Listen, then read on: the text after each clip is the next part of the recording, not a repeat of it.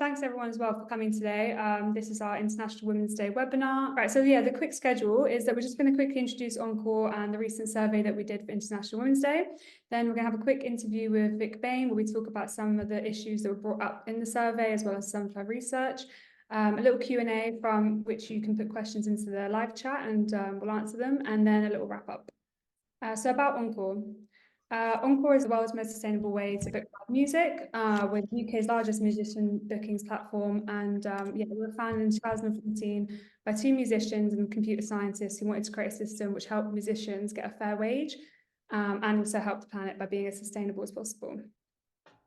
Recently, we did a survey of 105 of our musicians to measure gender equality in the music industry. We found that female musicians are 7 times more likely to experience discrimination due to their gender.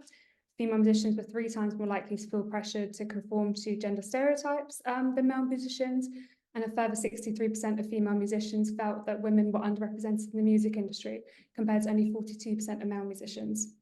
So what issues do female musicians face? So the main one was sexual harassment, with 30% of female musicians saying that was their main obstacle. Then it was gender stereotypes with 28%, and then lack of opportunities at 16%, and unequal pay at 14%. So now I'm going to introduce Vick Bain. Vick Bain is our guest speaker today. She is the founder of the List, which is a not-for-profit organisation that supports and celebrates nearly 6,000 female musicians in the UK. She's an academic and business research consultant with a focus on diversity and inclusion. She was a past president of the Independent Society of Musicians, and she's got some amazing research which I've linked here. So resources do you wish were available to female and gender diverse musicians to help prevent and report sexual harassment? Well, I think that there are things that government need to do. One can be doing, and and it's certainly under discussion with the recent Women and Equalities Committee inquiry into misogyny in music. So then there needs to be better legislation that can help protect everyone from harassment and discrimination, such as strengthening certain elements of the Equality Act.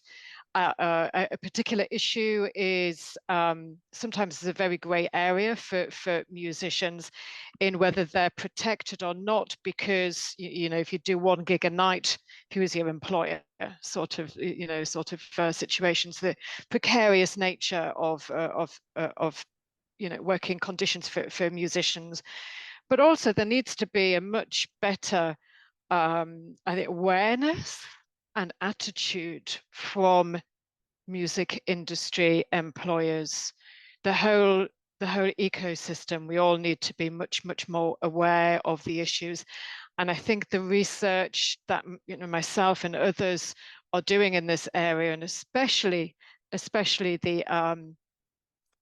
inquiry, the government inquiry, has really put a spotlight on that.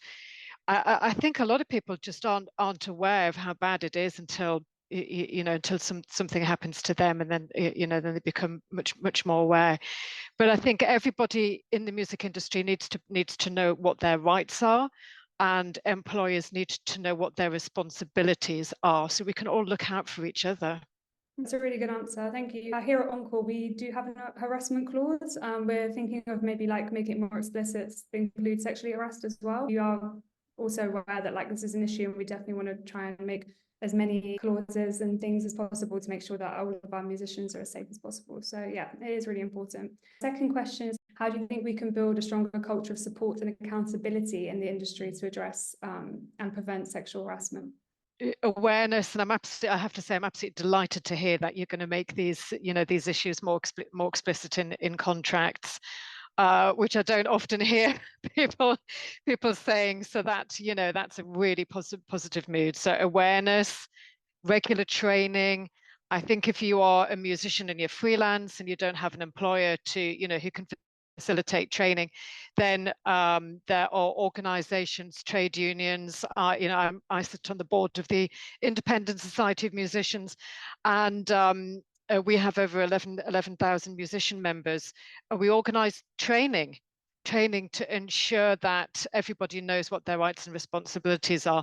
And also through my F-List Music organization, again, We do a lot of sort of free webinars and research and so on. So I think it's up to all of us to do our part, whether that's researching or just being aware and reading and acknowledging that this is an issue. What can we do about it together? So I think, yeah, there's lots of proactive things we can be doing.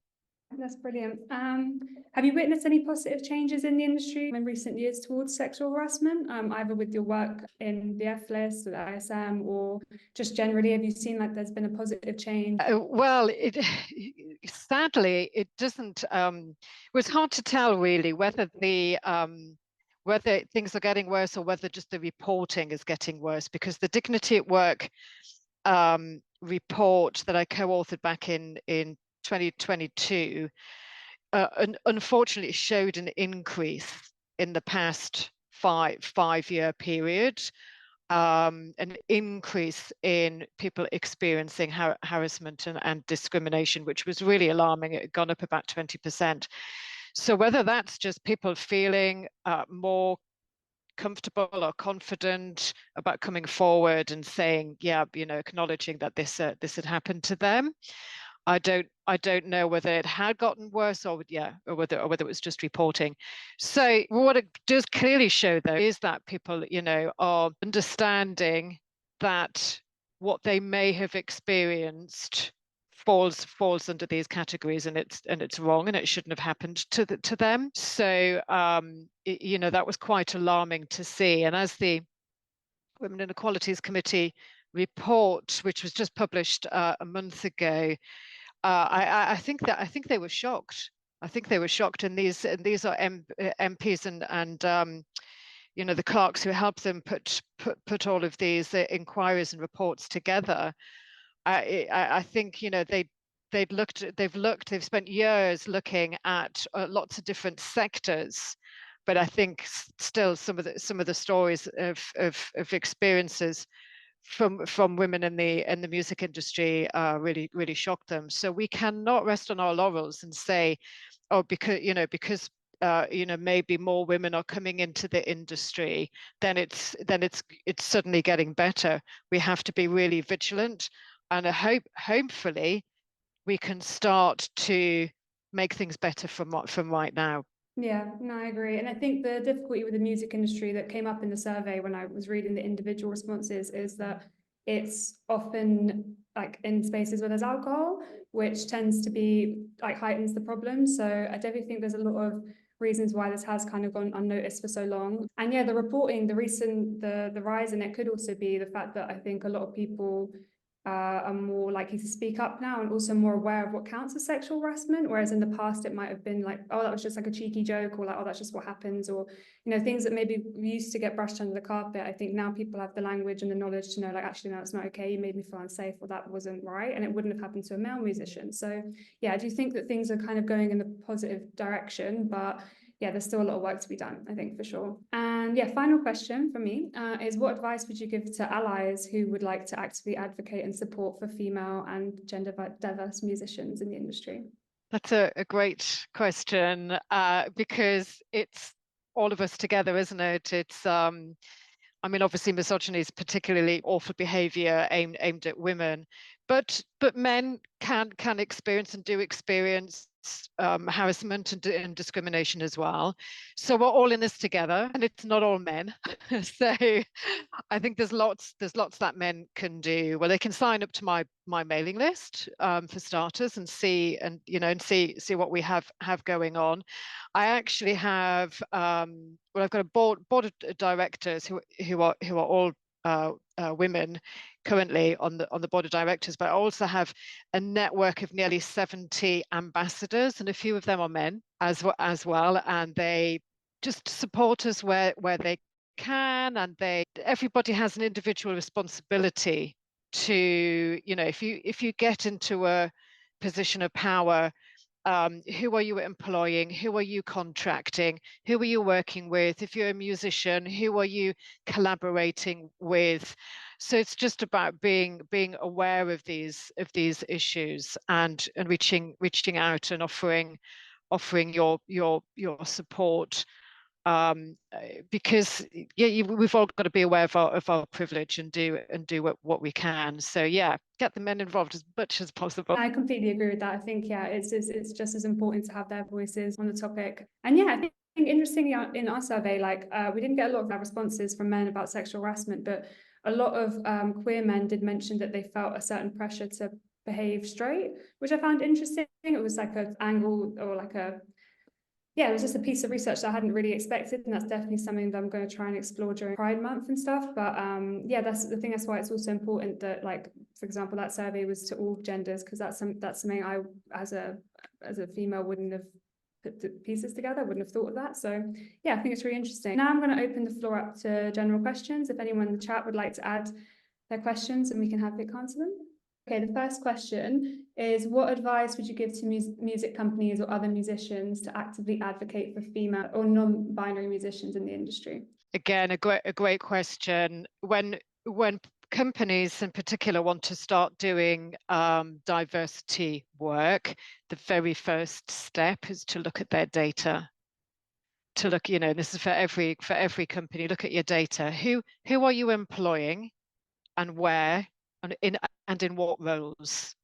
Are the women predominating in the lower paid entry level work? Who is the management? Who's in charge? Who's on the board? Who are the decision makers?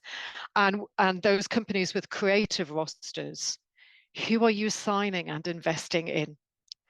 Because when I did Counting the Music Industry, which was a gender audit of over 300 music publishing and record companies based in the UK back in 2019, only 14% of songwriters and composers on those rosters were women, only 20% of musicians. And I came across dozens and dozens of record labels who didn't have any women on their rosters at all, or maybe one token woman. So if you are a music company and that is your data, then you at least you know where you are. So then you can start to build a plan on, well, what are you going to do about it? So I think it's just being aware. Yeah, I mean, so it's really good that you brought that up, actually, because we just recently did a census on our musicians to like get key demographic information and understand like where we are at the moment, to also like provide support for them. And yeah, it's definitely something that it's like you said, you need to first be aware of like what the issue is before you can solve it. So yeah, I think that's a really good point. Second question is, how do you think we can readdress the balance between male and female / non-binary representation in venue programming and festival lineups? This is something that some of your research touches upon as well, actually, isn't it? Yeah, the bigger festivals in particular, their statistics are not good. Are really not good for festival lineups, especially the headlines. Yeah. So quite often you'll see women who are, the first on the bottom of the lineup, or they're tucked away on the woman's stage, or some other sort of token gesture.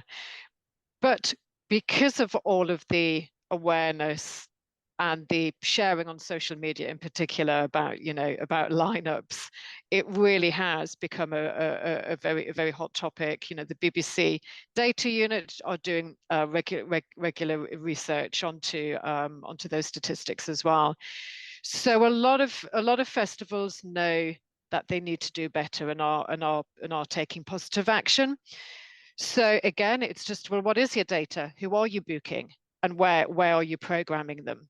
And then you can go search out talent, because I know that you have Encore have hundreds of female musicians on your directory, and I've at the F list there's now over 6,000 listings, all based in the UK. You can search by instrument, genre, location, skill set. You can take a look at people's profiles. The talent is there. Yeah. Just some of these bookers and programmers need to, stop being a little, gatekeeper-ish, and just booking the same half dozen, Yeah. bands, which is boring. And and I do think fans and audiences are demanding change, demanding to see diverse lineups now. Yeah, no, I absolutely agree, and I think it is a good thing. I definitely think that, like, I'm glad that the issue's being spoken about more, to be honest, because I think it's been an issue for a long time. So yeah, completely agree with you. After reading some of your past research, what really stuck out to me was the female male attendance rate in music education. It's pretty even, with women often scoring higher. What are the main reasons that you think men are generally doing better early on in their careers, and how do you think women could be better supported early on in their careers? Well, this is really interesting, and in fact, was one of the key things I'm looking at. I'm also doing a PhD looking at women's careers in music, and I'm about 3/4 of the way through. I'm just analysing all of my interviews. I spent last year interviewing 50 women and non-binary people in music, musicians, and in the exec space. And I think it was very interesting that you picked up on gender stereotypes in your research, because that's coming through pretty clearly as well. Stereotypes are, this it's sort of societal processes and structures that women will go do some, certain types of jobs, men will go do others. And the problem with that is that they're very restrictive. So, oh yeah, women don't play guitar, Yeah. or women don't play the drums, or women don't like music technology, or women just aren't ambitious enough, or whatever it is. They're very restricting, and they're really very untrue Mm. as well. We got the data to prove that those sorts of stereotypes are untrue. And I also think there's a lot of pressure by society, families, friends, maybe people who aren't so aware, even through the education system, that women are encouraged to go into nurturing occupations such as teaching. So women are, two-thirds of women who teach music in secondary schools, two-thirds are now women. Mm. It's much higher at even at earlier ages. I've read somewhere something like 95% of music therapists are women. So, but up until a couple of years ago, 95% of music producers and engineers were men. So Yeah. the problem with this sort of segregation is that the roles that men do are given much higher status, and they're rewarded and they're paid much better than women. So women get sort of channeled off into these like mommy tracks, even if you don't have children, that there's still that that stereotype. So it really, what can we do about that? We can be aware of it as a society. We can be aware of it, and therefore we can start to do things about it much sooner, Mm. to encourage men and women to go into occupations that that aren't dictated by whatever gender they happen to be. Yeah, I completely agree. Trying to get a bit more gender balance, trying to reduce the gap between certain instruments and careers within music as well is really important. Next question is, are there any women in the music industry that you find particularly inspiring? Oh, so many, so many, so many women. Well, I was at the Brits last Saturday with a whole bunch of other sort of diversity music campaigners, and we just had the best time because we saw Ray smashing it, smashing it, smashing records for the highest number of Brit wins in any one night, but also her performance. This is the fourth Brits I've been to, like over the past 10 years. Her performance was the best music performance at the Brits I've ever seen. Oh my goodness me, she was just like something else. When all of that, when music makes your hairs stand up, and Oh, to do that in the O2 is a real feat, because it's sort of, yeah, that's a hard to do. yeah.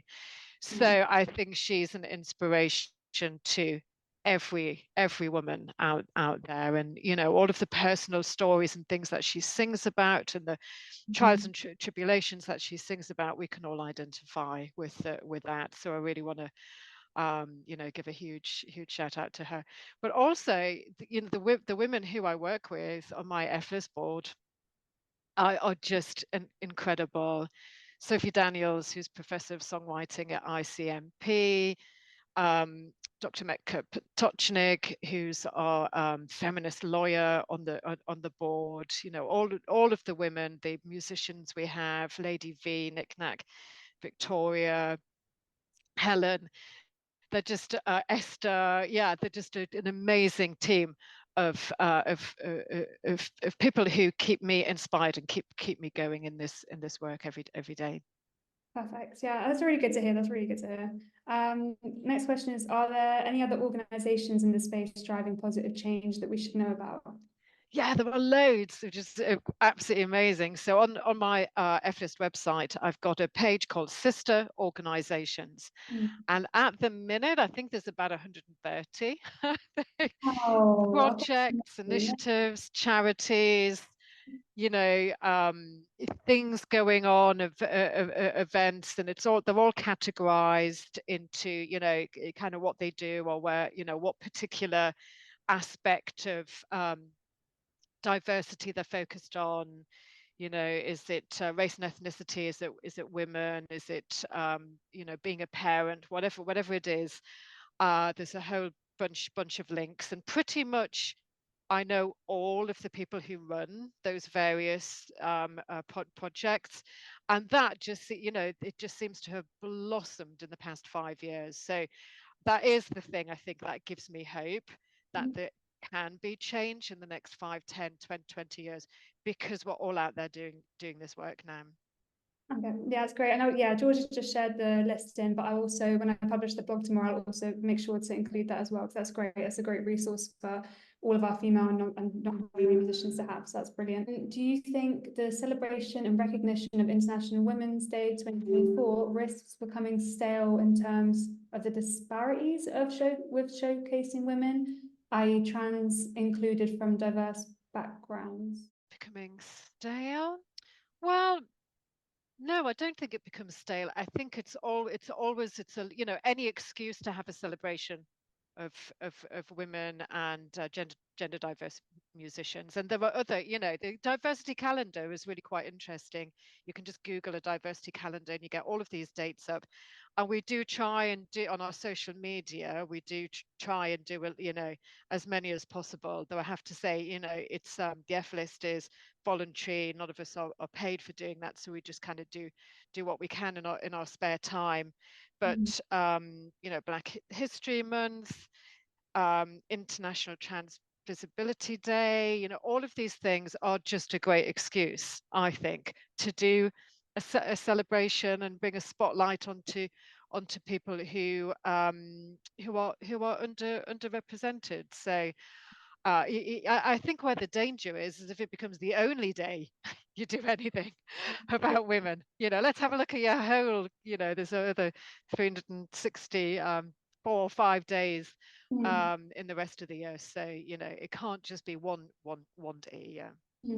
I do understand the question to an extent. I think this year as well, like for International Women's Day, the theme is inclusion. So I feel like they are trying to be as inclusive as possible and to take in different genders and different sexual identities, different racial, all of it. So I feel like there is definitely a push now to make sure that it's not like the only people that are getting help or like being represented are like white privileged women. Understand that. But yeah, they're talking about a concept called intersectionality. Yeah. And intersectionality is this sort of crossroads of multiple areas of underrepresentation or discrimination. So yeah, if you're talking about LGBTQ plus or your race, ethnicity, your disability, all of these other things, mean that you are even more likely to be discriminated against. And I have to say, it's something that I think about all of the time. It's deeply embedded in my research and my work at the FLIST as well. So yeah, that's a really great point. Yeah, because it's true. Like even as not all women face the same issues to the same extent, and we all face them differently based on those other factors. So it's, yeah, it's important to get a whole rounded view of the situation. Next question, how effective has the Key Chain initiative been in implementing change for smaller venues and promoters?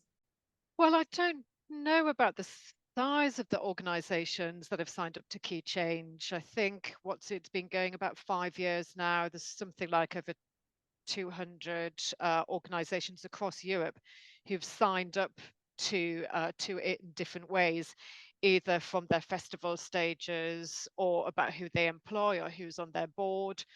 You know, all sorts of different commitments. And I think it's the best funded gender diversity initiative certainly in Europe by far, which is amazing. So it was set up as a collaboration between PRS Foundation and Reeperbahn Festival, and it's done great work, and it has a brilliant mentoring program and so on. So I think it's been very inspiring, and it's brought the concept of equal representation to a lot of music companies, which may not have thought about it before. So hopefully it's been inspiring to smaller venues and promoters as well. That's good. The last question is, what would be the best way for us to push the government toward improving the Equalities Act and passing necessary legislation? Great question. It would definitely, join a union or a membership organization. I'm a member of the ISM, and these organizations do lobbying every single day to focus on making the music industry a better place. Whatever specialization you are in, join an organization who can lobby, but also tell your MP that you're interested in this, and this is something that that you are passionate about. And also, I mean, I don't want to tell anyone how to vote in the upcoming general election, but let's just say there are a few parties who are more supportive of the Equalities Act than others. The the current government took out a whole bunch of things that had been that were in the Equalities Act over the past 10 years. They've stripped things out to make us less protected. One particular example is removing the responsibility for employers for third-party harassment, which sounds very technical, but if you explain it in music industry terms, you're a musician on stage and you are assaulted by an audience member. That is third-party harassment. Now, in prior to 2013, 2014, when that was taken out of the Equality Act, the venue owners had some responsibility protecting you up on stage, and that from the audience, and now they don't. So it has been a recommendation to get that in the misogyny music report, to get that put back in, because I think that was an unintended consequence. So yeah, join a membership organization, support the lobbying work that they do, tell your MP, think about who you vote for. Perfect. That's really good. That's a really good answer. That's good. That's good to think about. If there's no more questions, I'll just quickly wrap up. I just wanted to do one last reminder as well, that we have 2 pre-recorded interviews, one with our CFO, Manisha Chana, which got published on Monday, and that's around the unequal pay and advocating for yourself financially as a female or non-binary musician. And then we've got one that's getting posted tomorrow with Abby McCarthy, who's a radio, TV presenter and DJ, and that'll be about being a female musician in a more male-dominated sector of the industry. Yeah, so also wanted to thank you, Vick, for joining us and providing us so many insights. We've definitely got a lot to think about and take away today, and try and make improvements for our female and gender diverse musicians. And also thank you everyone for joining and spending time with us today, and hopefully you've learned a lot. And I think that's everything. So thank you.